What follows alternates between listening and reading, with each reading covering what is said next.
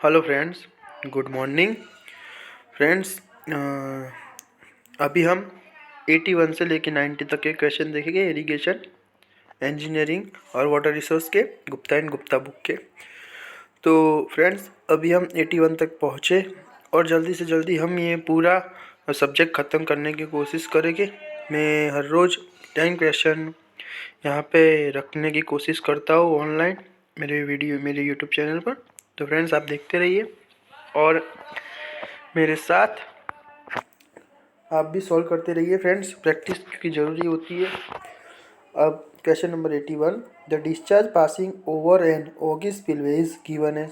तो फ्रेंड्स आपको पता होगा कि रेक्टेंगुलर के लिए CLH 3/2 आता है और ट्राइंगुलर के लिए CLH 5/2 आता है। अब ये 2 और क्वेश्चन बी और डी निकल गया। अब फ्रेंड्स मैं आपको थोड़ा डीप में ले जाना चाहूँगा कि ये किस पे डिपेंड रहता है, सी क्या होता है, एल क्या होता है और एच क्या होता है। तो मैंने यहाँ पे लिखा है कि the discharge over an ogee spillway shape is given by, spillway के शेप पे डिपेंड होता है ये। अब होता है CLH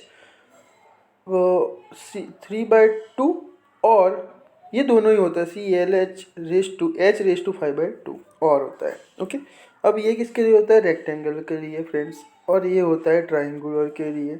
ये दोनों याद रखने की चीज़ें। उसके बाद इसमें जो Q होता है फ्रेंड्स, ये डिस्चार्ज होता है। C is a variable coefficient of discharge which influence by several factor such as. अब C होता है वेरिएबल कोएफिशिएंट होता है डिस्चार्ज का, और वो सेवरल फैक्टर पे डिपेंड होता है, उसकी वैल्यू चेंज होती है, फैक्टर वो डिपेंड ऑन फैक्टर्स। ओके, तो कौन से फैक्टर पे उसकी वैल्यू चेंज होती है, तो मैं आपको बताऊंगा। Depth of approach, then relation of actual crest shaped to ideal nappe shape. उसकी जो नेपी होती है मीन्स जो उसकी जिसे उसकी क्या बोलते हैं हम, नाली बोलते हैं ना, उसे नेपी बोलते हैं इंग्लिश में। तो वो नाली पे डिपेंड होती है, नाली के शेप पे। उसके बाद तीसरी चीज़ है अपस्ट्रीम फेस स्लोप पे डिपेंड होती है। अपस्ट्रीम एप्रोम इंटरफेस उस पर डिपेंड होती है। उसके बाद downstream submergence it's value varies for 2.41 से लेके 2.5 तक उसकी वैल्यू वेरी होती है। तो ये सब चीज़ पे डिपेंड होता है ऑगी स्पिलवे। तो आपको पता चल गया फ्रेंड्स कि ऑगी स्पिलवे का इक्वेशन क्या है और किस पे डिपेंड होता है। C is a coefficient, Q is a discharge. Okay, तो ये इंपॉर्टेंट टर्म्स थे। ओके, तो इसका राइट आंसर है ए। उसके बाद यहाँ पे लिखा ही हुआ है कि L is a effective length where H is a total head, okay, और Q is a discharge, then C is a coefficient। उसके बाद question number 82, coefficient of discharge of an augie spillway is depend on depth of approach and upstream slope, then depend on downstream approach, apron interference and downstream submergence, A और B both and remain constant. तो अभी ही हमने देखा friends, यही अब अपने अगले ही वाले क्वेश्चन में उसका आंसर आएगा कि उसमें जो कोएफिशिएंट की वैल्यू होती है वो किस पे डिपेंड होती है, depend on depth of approach and upstream slope पे डिपेंड होती है, और also depend on downstream apron interface पे भी डिपेंड होती है। तो हमारा सही आंसर आएगा डी। ओके फ्रेंड्स, तो 82 का हमारा सही आंसर है हमारा डी। उसके बाद which of the following spillway is list suitable for earthen dam. तो फ्रेंड्स अर्थन डैम के लिए क्या सा स्पिलवे होता है, तो chute spillway, sides channel spillway और शाफ्ट स्पिलवे, ये अर्थन डैम के लिए होता है। कौन सा सूटेबल नहीं होता, तो ऑगी है, वो सूटेबल नहीं होता क्योंकि ऑगी रहता है ग्रेविटी डैम के लिए। ओके, तो आपको बता दो 83 में हमारा राइट आंसर रहेगा friends A. Okay, then in case of non-availability of space due to the topography, the most suitable spillway is। तो फ्रेंड्स यहाँ पे most suitable spillway in non-availability of space due to the topography में कौन सा रहेगा, तो option हमारा पहले ही पढ़ लेता हूँ मैं। Straight drop spillway, then shaft spillway, then chute spillway, then ogee spillway. यहाँ पे मैंने लिखा है ogee spillway generally gravity dam पे रहता है depend, chute spillway earthen dam पे रहता है, ऑल्सो शाफ्ट स्पिलवे भी अर्थन डैम पे ही रहता है। पर नॉन अवेलेबिलिटी वाटर के लिए शाफ्ट स्पिलवे सही आंसर रहता है। क्यों? तो हम देखेंगे 84, क्वेश्चन नंबर 84 में क्या होता है उसमें कि स्ट्रेट ड्रॉप स्पिलवे एक ऐसा स्पिलवे होता है, इसमें मैंने दोनों स्पिलवे की बात की है, उसके बाद जो राइट आंसर होता है वो भी रहेगा कि स्ट्रेट ड्रॉप स्पिलवे में consist low height weir wall having its downstream face roughly or defectively vertical when the water level in the reservoir rises above the normal pool level to the superfluous water. Okay, surplus water. Okay, surplus water flows freely from the crest of the weir and hence it is known as a straight drop spillway or free spill over spillway. तो इसलिए friends आपको समझ में आया होगा कि किस type का स्पिलवे होने के कारण उसमें शाफ्ट स्पिलवे रहता है, वो सूटेबल रहता है कि when non availability of space due to the topography रहती है तब। Okay, then next, in a chute spillway the flow is usually, तो शूट स्पिलवे में फ्लो कैसा रहता है? तो सुपर क्रिटिकल रहता है फ्रेंड्स। शूट स्पिलवे में कैसा रहता है? सुपर, क्योंकि उस वहाँ पे जो उसकी जो नाली होती है वो नैरो बनती जाती है और उसमें क्या होता है कि ऊपर का जो फोर्स होता है वो ऊपर से नीचे की ओर आता है, उसके कारण जो फ्लो हमारा रहता है वो सुपर टू सब रहता है, सब टू सुपर नहीं, सुपर टू सब रहता है। सेम एज OCF में जो ओपन चैनल फ्लो में रहता है हाइड्रोलिक जंप का, इस तरह से ही हमारा इसका भी शूट स्पिलवे का फ्लो हमारा रहेगा सुपर टू सब, तो सुपर क्रिटिकल रहता है। उसके बाद for the upstream face of an earthen dam the most adverse condition for stability of slope कौन सी रहती है friends? Option A sudden draw down, steady seepage during a construction, sloughing of slope. Okay, तो friends 86 में हम देखेंगे हमारा answer रहेगा। ओके, तो हम देखेंगे उसमें पहले देख लेते हैं कि किस तरह का मैंने यहाँ पे सॉल्यूशन दिया है, उसके बाद हम उस पर पूरा देख के उसके बाद हम आंसर टिक करेंगे कि किस कारण से वो ऐसा बनता है। ओके, तो ये पूरा सॉल्यूशन दिया है कि हम upstream slope side during the sudden draw down होता है अपस्ट्रीम स्लोप का, इसलिए वो ऐसा फिनोमेना क्रिएट होता है। For the upstream slope the critical condition is when the reservoir is suddenly empty without allowing any appreciable change in the water level within the saturated soil mass। Saturated soil मास होने के कारण वो sudden empty हो जाता है और the stage is known as a sudden draw down. ये sudden draw down होता है तभी ये होता है। और सडन ड्रॉ डाउन किसे कहते हैं? तो यहाँ पे मैंने लिखा है कि फ्रॉम द अपस्ट्रीम स्लोप के दौरान the critical condition in when the critical condition तब बनती है जब reservoir is suddenly empty, reservoir अचानक एम्प्टी हो जाता है without altering any appreciable change, without any appreciable change, कोई चेंज के बिना रिजर्वायर सडनली एम्प्टी हो जाता है in the water level within the saturated soil mass, जब वाटर लेवल और भीगा सॉइल मास रहता है तब इस स्टेज को हम सडन ड्रॉ डाउन बोलते हैं। सिंपली हम बोल सकते हैं कि जब हमारा डैम है, ये जैसे कि डैम है और ये रिजर्वायर है, तो क्या होता है ये रिजर्वायर सडन एम्प्टी हो जाता है और यहाँ पे जो सॉइल मास रहता है वो सैचुरेटेड रहता है। ये सडन ड्रॉ डाउन की प्रोसेस इसे बोलते हैं। With complete draw down the hydrostatic force acting along the upstream slope पे हाइड्रोस्टैटिक फोर्स लगेगा। The times full reservoir is removed without hydrostatic pressure on the slope of the contact it known as this. अब देखो क्या होता है कि ये हमारा इस टाइप का रहती है, नदी है, ड्रेन है और यहाँ पे क्या होता है रैपिड ड्रॉ डाउन यहाँ पे शुरू होता है ये इनिशियल वाटर लेवल है। अब ये वाटर लेवल कम होते होते यहाँ तक आ जाएगा, तो इसे हम क्या बोलते हैं, रैपिड ड्रॉ डाउन बोलते हैं फ्रेंड्स।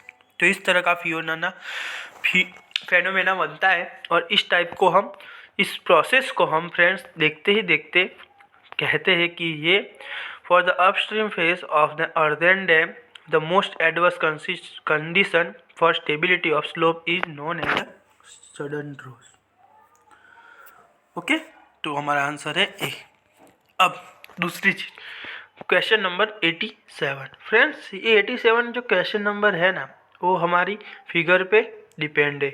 जो हमारा मैं अभी आपको दिखाऊंगा, पहले हम क्वेश्चन देख लेते हैं, उसके बाद आपको कम्प्लीटली पता चल जाएगा।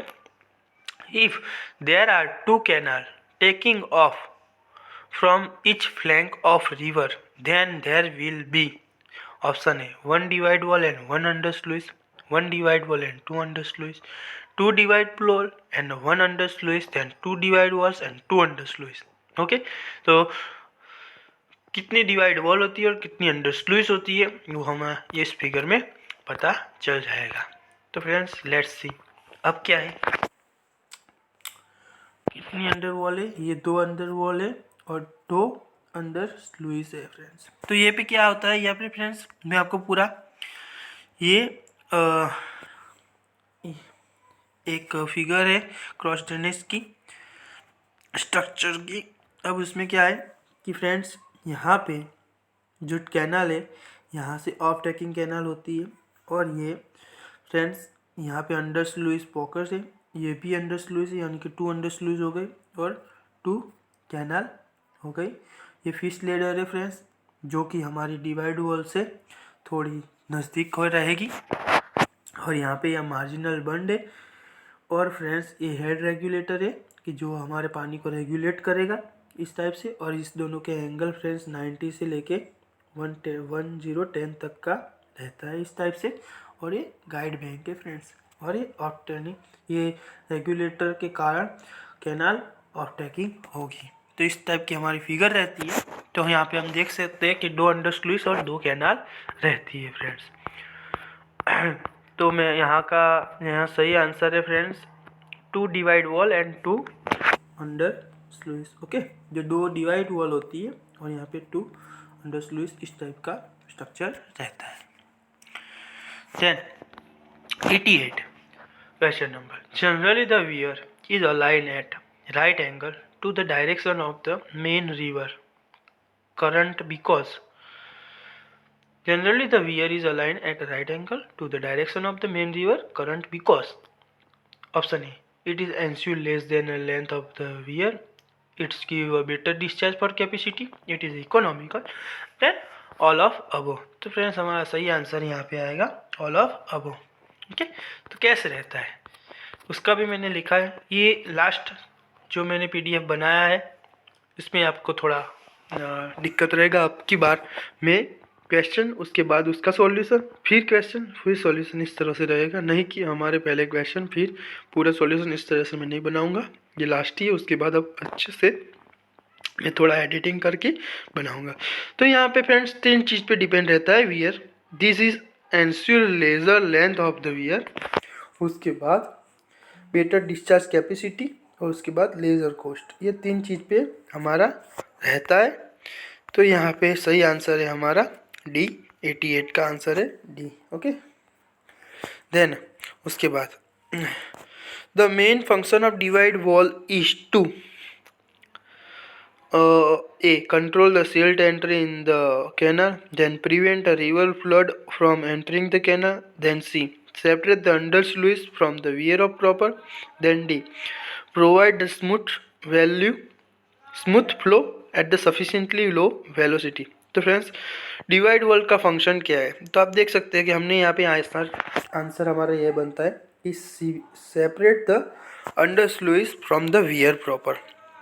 अब डिवाइड वॉल मैं बता देता हूँ वो कहाँ पे रहती है, और फिर से हम फिगर में मैं बता देता हूँ कि ये डिवाइड वॉल है, ये डिवाइड वॉल है, ये सेपरेट करेगी इसको under sluice with the pocket को। तो इस तरह की डिवाइड वॉल यहाँ पे लोकेट होती है। ओके फ्रेंड्स, तो आप देख सकते हैं कि divide wall is a masonry or a concrete wall construct at the right angle to the axis of weir. Okay, तो ये हमारा सही आंसर है फ्रेंड्स। यहाँ पे C is the right answer. Okay, C is the right answer. और friends जो दूसरे आंसर दिए वो फिश लेडर के लिए राइट हो गए। ओके, यहाँ पे मैंने लिखा भी है कि दूसरे जो आंसर है हमारे 88 के 89 के, वो फिश लेडर के लिए, जब फिश लेडर के लिए वो सब बात कही होगी तब ये जाके आंसर सही बनेंगे। यहाँ पे हम देख सकते हैं कंट्रोल द सीन टेंटली इन द कैनल, ये फिश लेडर के लिए। उसके बाद prevent the river flood from entering, ये भी फिश लेडर के लिए। उसके बाद the provide the smooth flow at sufficiently low velocity, ये भी फिश लेवल के फिश लेडर के लिए। उसके बाद then divide wall is provided, divide wall किस लिए प्रोवाइडेड होती है?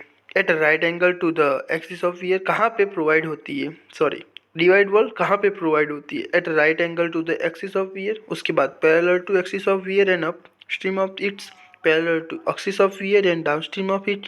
Then the at an inclination to the axis of weir. तो आप जानते हैं फ्रेंड डिवाइड वॉल कहाँ पे प्रोवाइड होती है? Right angle to the axis of weir, जो कि हमने फिगर में देखी है। डिवाइड वॉल कहाँ पे प्रोवाइड होती है? तो एक यहाँ पे right angle to axis of weir पे, वियर की एक्सिस पे राइट एंगल पे प्रोवाइड होती है। तो आपको ये पूरा पता चल गया होगा फ्रेंड्स किस तरह किसकी पोजीशन कहाँ पे रहती है, फिश लेडर का काम क्या है, कैनल रेगुलेटर का काम क्या होता है, कितना एंगल बनता है, 90 से लेके 110 तक का एंगल बनता है, और मार्जिनल बंड क्या होते हैं। तो इस टाइप से हम देख सकते हैं पूरा। और आपको कोई भी कन्फ्यूज़न हो मुझे मैसेज कीजिए मुझे। Okay friends, thank you so much for watching my video.